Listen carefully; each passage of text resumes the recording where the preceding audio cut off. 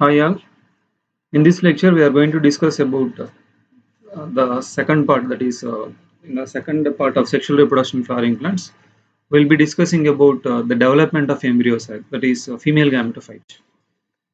So, first thing is, before going into the details of this uh, female gametophyte development, so we'll just look into what we have seen in the last class, that is, the life cycle of the angiospermic plant, in which the part which we have discussed earlier is this, that is, we have seen how the male gametophyte is developed, that is pollen grain is developed from the male reproductive part, that is anther, right? So in this part of lecture we are going to discuss about the development of female gametophyte, that is embryo sac. So here the embryo sac is actually developed inside the carpel, inside the ovary, inside the ovule, right? So we'll see the discussion, that is today's part of our discussion will be this. Now coming to the structure of the gynoecium. Basically, the gynoecium consists of carpels. The name of the whorl is gynoecium, whereas the members in the gynoecium, that is, the individual members, are carpels or pistils. Now, each carpel consists of ovary, style, stigma. Stigma is the region with which it will receive the male gametophyte, that is pollen grain. Through this style, the pollen grain will germinate, the pollen tube will enter, and will reach the ovary. Inside the ovary, ovules are present, with which the fertilization will occur. So we'll see the development of the zygote and other things in the fertilization and post-fertilization events. Next, basically during the development of this gynoecium, the floral primordium, which we have seen in the earlier development of androecium also. So in the floral primordium, the tip of this, there will be a small papillate outgrowth of meristematic tissue. This will develop into this particular carpel or pistil. Later, this will differentiate into this small papillate outgrowth, will later differentiate into ovary, style, and stigma, the three different components of the carpel. Now, coming to the ovules, inside the ovary, the ovules will be produced from the placenta.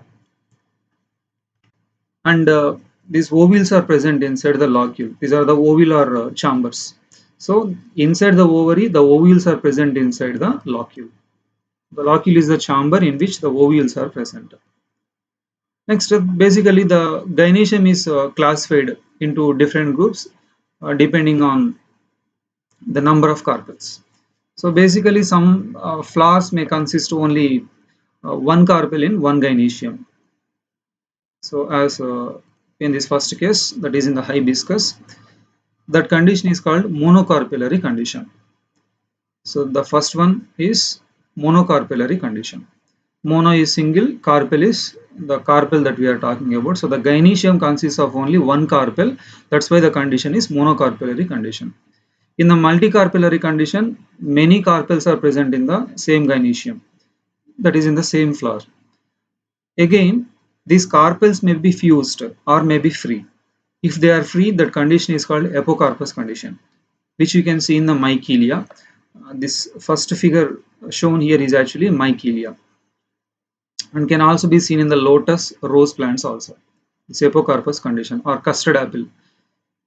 Next, coming to the syncarpous condition, it's a fusion of carpels. So here free carpels, many, here fused carpels. So this can be seen in the pepava. The second figure which is shown here is pepava plant only, that gynoecium of the pepava. You can see many carpels are there, but all these are fused. The same thing, that is syncarpous condition, can also be found in mustard and tomato also. Next, coming to the number of ovules, this number varies. So each ovary may consist only one ovule or many ovules. Say for example, if I take mango, we know that ovary will develop into fruit, ovule will develop into seed. So in case of mango, when you just open one fruit, so fruit represents one ovary that consists of only one single seed, which means The ovary consists of only one ovule. Whereas when you just look into the other plants like tomato, for example, you can find one fruit will consist of many seeds, which means one ovary consists of many ovules. So the number of ovules can be one or many. So examples for one: paddy, wheat, or mango, and many papaya, watermelon, orchids. In all these plants, you can find many ovules inside that. Next, coming to the different arrangement. So here the ovule is arranged, placed inside the ovary, attached with the placenta. And how these ovules are arranged inside the ovary, based on that, there are different types of placentation. So basically, the placentation. See, placenta is the location with which in which this ovule is attached inside the ovary. So how these ovules are arranged in the ovary is nothing but the placentation is. So the placentation can be marginal, as in the case of pea plant, or it can be axile, as shown in this second figure, which can be found in China rose, tomato, and lemon, or it can be parietal, as in the case of brassica, uh, for example, mustard plant, or it can be this free central, as in the case of dianthus and primrose, or it can be basal, as in the case of marigold and sunflower. So these are all the different types of arrangements of ovules inside the ovary, that is arrangements of placentation, different types of placentations.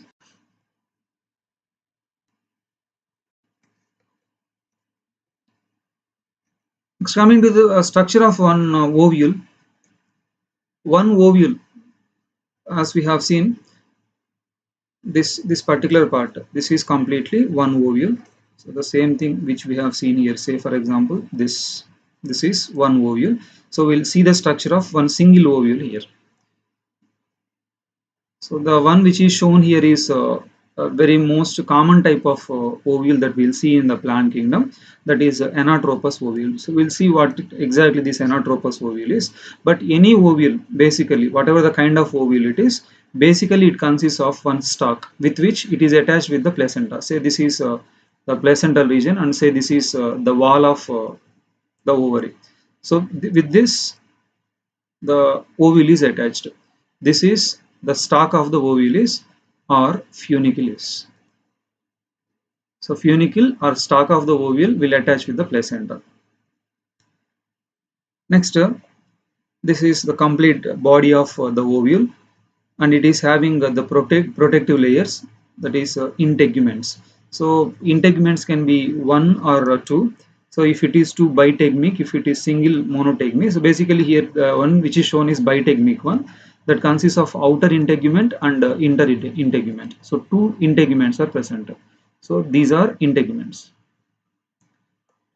Right. Next, the complete ovule, this inner part, this is fully filled with nucellus tissue. This nucellus tissue is the mass of parenchyma. Inside this mass only, one of the nucellus cell only will differentiate into megaspore mother cell. That will develop into embryo sac. This is the embryo sac. Next, this stalk of this ovule, that is funicle, is attached with this body of the ovule in the region hilum. So the region with which the ovule is attached with the stalk funicle is the hilum is. This is the hilum region is. Or in the case of this anatropous ovule, you can see there is an adnation, attachment of funicle. This is completely funicle with the ovule. Therefore, a ridge can be found on the ovule due to the adnation of the funicle on the surface of the anatropous ovule. That is called raphe.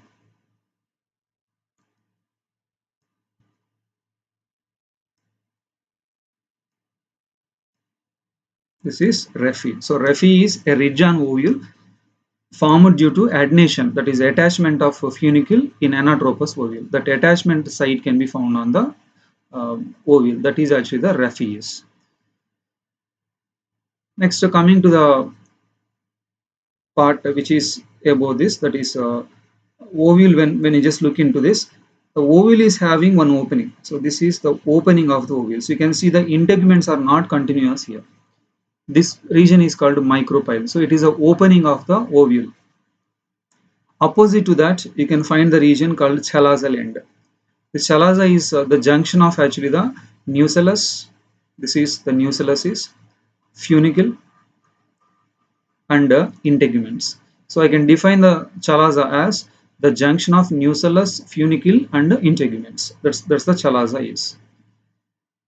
Next, in some seeds you can find certain differences like epistase, which is shown here. So in some species you can find this. It is actually the development of well-defined nucellar or integument tissues in the micropylar region. So some integumentary or nucellar tissues will develop just close to the micropylar region. This is called epistasis. The development is called epistase. So sometimes it may form micropylar plugs. So it can form a plug near the micropylar region, that is epistasis. Now coming to the hypostase, this particular part, which can be found between the embryo sac and the chalazal end. This particular part is hypostasis. It will produce certain enzymes and hormones that can be helpful in the development of embryo sac and differentiation of different tissues and all. And it can also provide it will act as a medium for the transport between the chalaza and this embryo sac. So it is producing certain enzymes or hormones, that is hypostase, that is a group of cells present in this region, hypostase region, are producing enzymes or hormones and some hormones, and also will act as a vasculature. So that's the complete structure of one ovule is. Sometimes in some species you can find some nutritive tissue below this in this region. So it is the inner layer of integument specialized to perform the nutritive function in some species. It is called integumentary tapetum. We have already seen the word tapetum in the male reproductive system. The sporogenous tissue is actually surrounded by the tapetum. Tapetum is a nutritive tissue. So it is integumentary tapetum, or it is also called endothelium. Next, coming to the types of various ovules. The ovules are classified into different types based on different parameters, different bases. So here, first thing is based on orientation and micropylar position. So what is the position of micropyle with respect to funicle and chalaza? So we have already seen the different parts of ovule in the earlier figure. So with respect to with respect to this funicle and chalaza, what is the position of micropyle? Depending on that, the ovules are classified into these different categories. So here totally 6 categories if you just look into that. The first one is orthotropous. So in the case of orthotropous, you can see this is the micropyle. So with respect to this funicle and chalaza, see, this is the funicle and this is the chalaza. So you can see that micropyle, chalaza, funicle, all these are present on the same vertical line. This is how the orthotropous ovule will be. So this can be found in the families Piperaceae and Polygonaceae. Next, the most common type of ovule is anatropous ovule, where ovule is actually inverted. The orthotropous ovule, it is inverted. It is inverted in such a way that micropyle, this is again the micropyle, and funicle, this is the funicle, lie closer. So the funicle and micropyle will come closer. Such kind of ovule is actually called anatropous ovule. So it's an inverted ovule. Now in the case of hemi-anatropous, so it is not completely inverted. That's why hemi is half. So hemi-anatropous ovule, where the simple way, the curvature, it is curved in such a way that the ovule, see, this is the ovule body is, this is the ovule body is, this is the axis of the ovule. It is exactly right angle to the funicle. So the ovule body and the funicle are right angle to each other. That kind of ovule is called hemianatropous ovule. Now coming to the campylotropous, it is curved at micropylar end. You can see a curvature at the micropylar end. So here hilum, micropyle, chalaza are adjacent. So hilum is here. Next micropyle. So micropyle, hilum and chalaza. All these are adjacent. So such kind of ovule is called campylotropous. So here you can see a slight curvature in the embryo also. Now coming to the amphitropous. This amphitropous ovule is the one where the nucellus, right, will attain one horseshoe shape. So such kind of ovule is called amphitropous one. Now in the case of circinotropous, you can find a very long funicle. This is completely the funiculus. So as in the case of orthotropous, this ovule is say upwards as in the case of this, but the funicle is very elongated. So long funicle and which will surround the ovule. Such condition is called cercinotropous. The ovule is called cercinotropous ovule. Now coming to these various examples of this, anatropous, as we have seen, it's the most common one, can be found in most of the dicots and monocots. Hemianatropous can be found in the primulaceae. Campylotropous can be found in the leguminosae. Amphitropous in the alismataceae, which these two are less common when compared to these. Next, cercinotropous can be found in the cactaceae family. Next, this is another kind of classification. So the ovules can also be classified into teninucellate and crassinucellate. So sorry, this should be crassinucellate.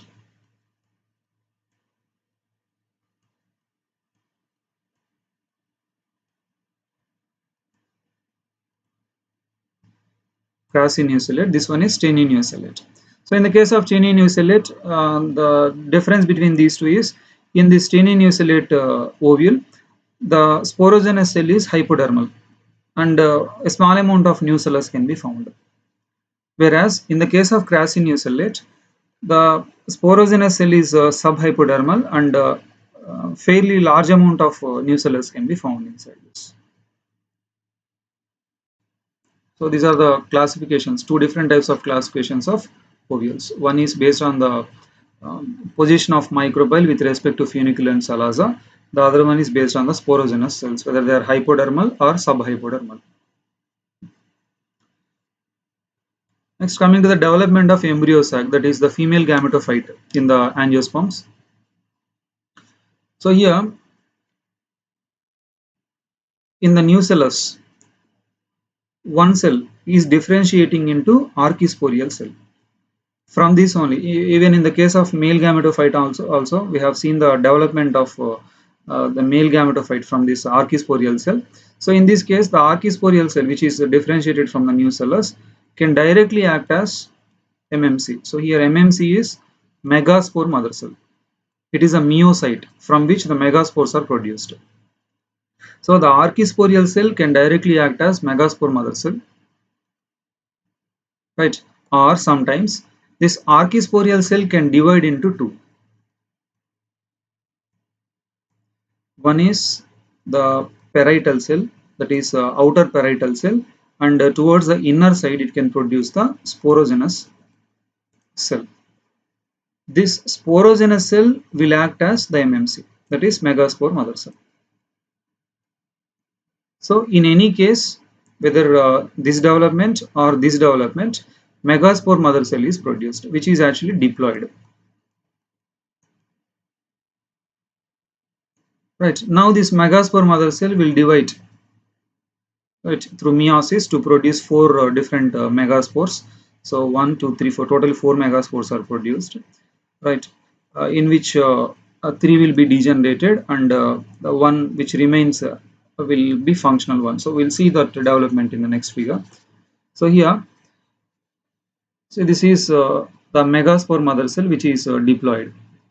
This is the myocytes. It will undergo a first round of meiosis. Therefore, megaspore dyad is produced. So first round of meiosis is completed. As we know, the first round of meiosis is actually the true reduction division is. So the megaspore dyad, two cells of this will be haploid each. So this is haploid and this one is also haploid. And surrounding it we can find the nucellus. And this is the micropylar end and this one is the chalazal end. So two ends of the cells. Right. Next, coming to this case, from the earlier one to this, second round of meiosis is completed. So as we know, the second round of meiosis is equivalent to the mitosis. So here, the megaspore diode will produce totally 4 megaspores. Now, 4 megaspores are produced, right? All of which will be haploid only. So 4 haploid megaspores are produced. Right now, in this, say this, if this is again the micropylar end, so from micropylar end towards this chalazal end, so 4 cells can be found. In this, the 3 cells, generally the 3 cells towards the micropylar end, these 3 will be degenerated. Therefore, among these 4 cells produced, 4 megaspores produced, only one will be functional, that is towards the chalazal end. Right, say this is the one. So I'll just start with that particular cell. So say this is the megaspores, which is haploid. Now coming to the development of this megaspore into the embryo sac, first it will divide through mitosis. So here the mitotic division will occur only in the nucleus. So as we know, mitosis, meiosis are the terms which actually refer to only the karyokinesis. So how the chromosomes are distributed during karyokinesis is what mitosis and meiosis is. So the nucleus will divide through mitosis to produce two nuclei, right? And the cell will be elongated in a micropylar chalazal axis. So this is micropylar chalazal axis. The megaspore will elongate in this micropylar chalazal axis. This is micropylar, say this is uh, chalazal axis, right? The nucleus, which is haploid nucleus, undergone mitosis. Therefore, two haploid nuclei will be produced. Now, the two haploid nuclei produced, in between these two, there will be a formation of vacuole, which is not shown in this figure, but there will be a development of vacuole. This vacuole will push these two nuclei to two different poles. So this is one pole, that is micropylar pore, and this is the chalazal pore. The pole, the vacuole is pushing the two nuclei to two different poles. Now, these two nuclei will undergo another round of mitosis. Therefore, from this, two more nuclei are produced, and from this, two more nuclei are produced. Totally, 4 nuclei are produced in this case. Later, these two nuclei will undergo another round of mitosis. So, totally, here one round of mitosis, here another round of mitosis, here third round of mitosis. So, 3 rounds of mitosis will occur in the nucleus of megaspore. Now from these two, totally 4 nuclei are produced, and from these two, 4 nuclei are produced. Now, among these 4 nuclei present towards the micropylar end, so as we have seen, this is micropylar end and this one is the chalazal pole. Towards the micropylar pole, among these 4 nuclei, 3 will remain towards the micropylar region only, and they will produce egg apertures that consists of 2 synergids and one egg cell. So this is the micropylar end, towards which these 3 nuclei are developing into 3 cells. That is, cytokinesis will occur. The cell wall formation will occur now surrounding these 3 nuclei, and these 3 nuclei with the developed cell walls will remain towards the micropylar end only. So therefore 3 cells are produced. 3 cells are 2 synergids and one egg cell. Next, among these 4 nuclei present towards the chalazal pole, again 3 will develop the cell walls and will produce 3 cells towards the chalazal end. They are antipodal cells. So totally 3 nuclei plus 3 nuclei are developing the cell walls. Therefore, they will produce 6 cells. 3 towards the micropylar end, in which 2 are synergids, 1 is egg, and 3 towards the chalazal end. They are antipodals. Now these two, one from this pole, one from this pole, will reach the central part of this initial cell, this cell. Now this is known as central cell, right? these two nuclei. So these two nuclei are called polar nuclei.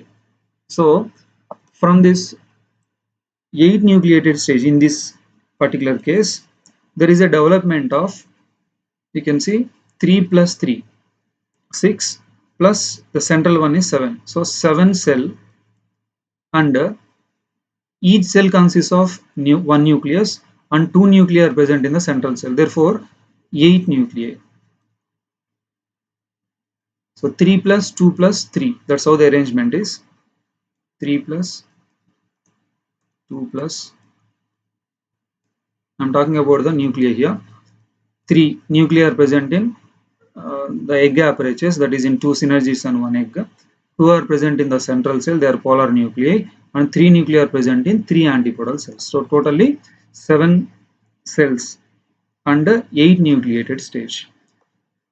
This is the mature embryo sac is. Right, so the mature embryo, so here it is reversely shown. This is the chalazal end and this one is a micropilar end that consists of 3 antipodals, 1 central cell, 2 synergids and 1 egg. So total is 7 cells. And coming to the nuclei, totally 8 nuclei. This is how the development of embryo sac in the angiosperm should be. Now in this development, in this particular case, we have seen that among the 4 megaspores produced, 3 are degenerated.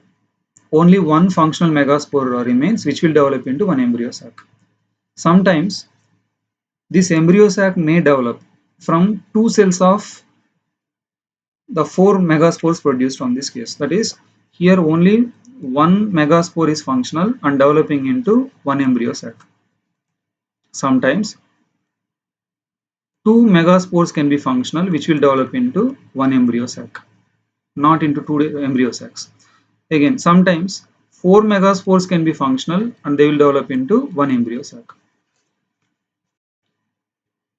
This is what we have just discussed. If the development, that is, the embryo sac develops from one functional megaspore, as in the case which we have discussed now, it is called monosporic development, and that embryo sac is called monosporic embryo sac. This can be found in the polygonum. That's why this kind of development is called polygonum type of embryo development, embryo sac development. Next, coming to the bisporic one, here 2 megaspores will be functional, from which the embryo sac is developed, which can be found in the ileum.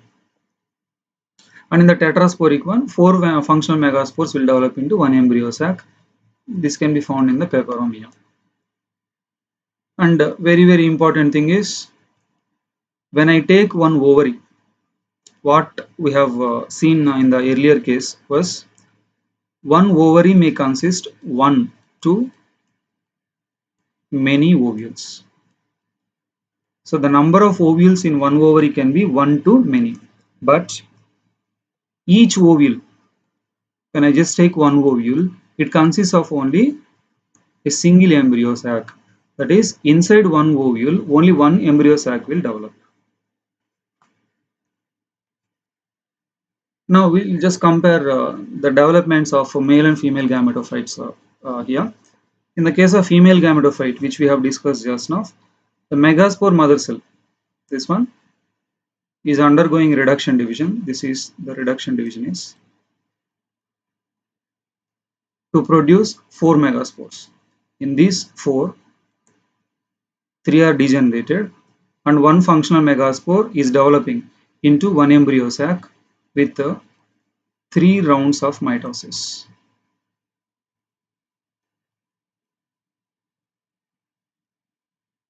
Which means, for the development of an embryo sac, you can see the involvement of one reduction division and 3 mitotic divisions totally, in the case of this polygonum type of embryo sac. Now coming to the male gametophyte, which we have discussed in the earlier lecture, one pollen mother cell or microspore mother cell will undergo one reduction division to produce 4 microspores. Among these 4, all the 4 are functional only. Therefore, from each microspore, there will be development of one pollen grain. Therefore, totally 4 pollen grains are produced. Which means, from one pollen mother cell, totally 4 pollen grains are produced. whereas from one megaspore mother cell only one embryo sac is produced. So four male gametophytes are produced from its corresponding mother cell, that is pollen mother cell, whereas here only one female gametophyte is produced from its corresponding meocell, that is megaspore mother cell. So when I just look into the rough calculation, when I take for the formation of say for example 4 pollen grains, how many reduction divisions are required? I repeat, for the formation of 4 pollen grains, minimum how many reduction divisions are required? It is 1 reduction division. This. So 1 reduction division can produce a maximum of 4 pollen grains. So therefore it is 4 pollen grains, only 1 reduction division. So for the formation of actually 1 to 4 pollen grains, 1 reduction division is sufficient. But for the formation of 1 embryo sac, 1 reduction division, and for the formation of 4 embryo sacs, it is 4 reduction divisions which are required. This is how the difference between the male and female gametophyte developments will be. So just try to find out these things which are shown here. The number of chromosomes in the following components of garden pea. So you just take the garden pea plant. So in this garden pea plant, you just find out how many chromosomes can be found in the following cells. So the cells which are given here are functional megaspore, MMC, megaspore mother cell, nucellus, polar nucleus, means in each polar nucleus, in synergid, in endothelial cell of anther, meocyte, megaspore dyad cells. In each cell, how many chromosomes? Generative cell and vegetative cell. This is one. Next, also find out the number of meiotic divisions required and mitotic divisions required in the formation of one embryo sac. So, for the formation of one embryo sac, how many meiotic and how many mitotic divisions are required? The same way, one pollen grain. So, when you are considering one pollen grain, you just consider 3 celled stage. So, if it has to produce one 3 celled stage of pollen grain, how many meiotic and how many mitotic divisions are required? The same way, you just find out for 100 how many embryos, how many, for 100 pollen grains, how many. Again, 3 cell stage only. Just find out this, and we'll discuss these particular problems in the next lecture. Thank you very much for your attention.